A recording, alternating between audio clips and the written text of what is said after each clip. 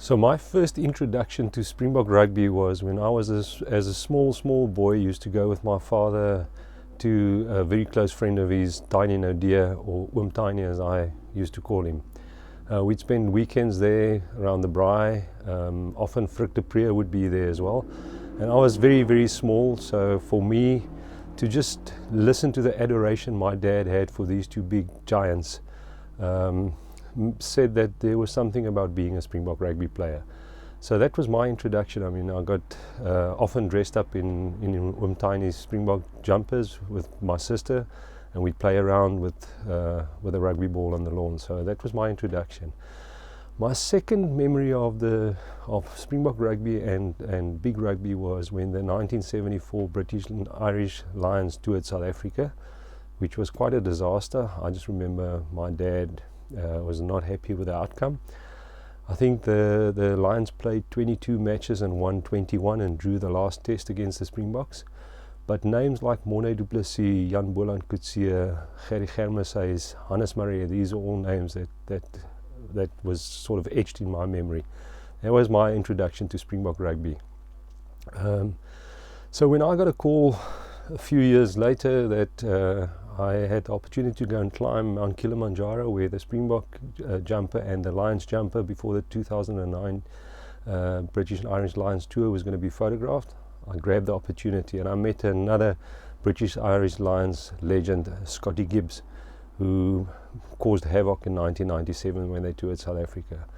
So always been very fond of obviously the Springbok jersey and the Springboks, but the British and Irish Lions was just a brand that stuck with me since 1974.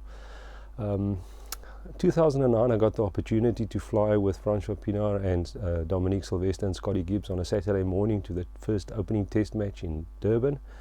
And I was in awe when I saw the Springboks on the field, and I had the opportunity to photograph them thanks to Louis Fonzeno, who helped me with accreditation for a very special match, probably the most special rugby match I've ever photographed. When I walked out onto the pitch and I could see the Springboks warming up, it was just fantastic. But what struck me was the support the Lions had. I mean, the stands were red. There was just so many Lions supporters who came all the way from England, Scotland, Ireland and Wales to come and support this brand, and that again said to me it was something special. I had the opportunity to photograph John Smith's opening try right in front of me, so that was pretty special.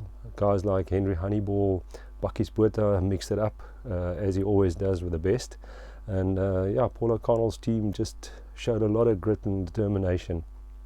A young Morne Steyn warmed up right in front of me, and he took the field towards the end of the match, and in the second test he would slot a penalty that would clinch the series for South Africa.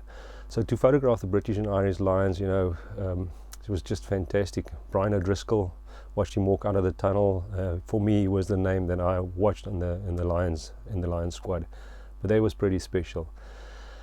A few years later, I photographed the opening of the ultimate rugby experience at Nooit Gedacht, and I got another amazing opportunity to photograph the 1968 Lions.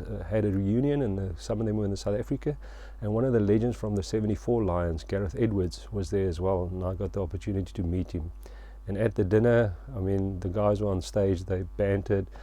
Something to me that stood out was that even though these guys have stopped playing many years ago, they still had the same spirit, they still had the same respect for each other. Frick de Preer was there, Hannes Marie was there, Gerry Germeshuis was there, Morne du Plessis, and some of the younger Springboks as well, John de Villiers and Tiaan Strauss and the guys. And I got the opportunity to mix with them and photograph them and just sat at the table with them. It was just incredible. So rugby has given me incredible memories. To photograph rugby and to photograph the British and Irish Lions would always be something special, and if all goes well, hopefully I'll get the opportunity to photograph them in 2021 when they come back to South Africa for what will probably be one of the most memorable series ever. So I look forward to that. Cheers.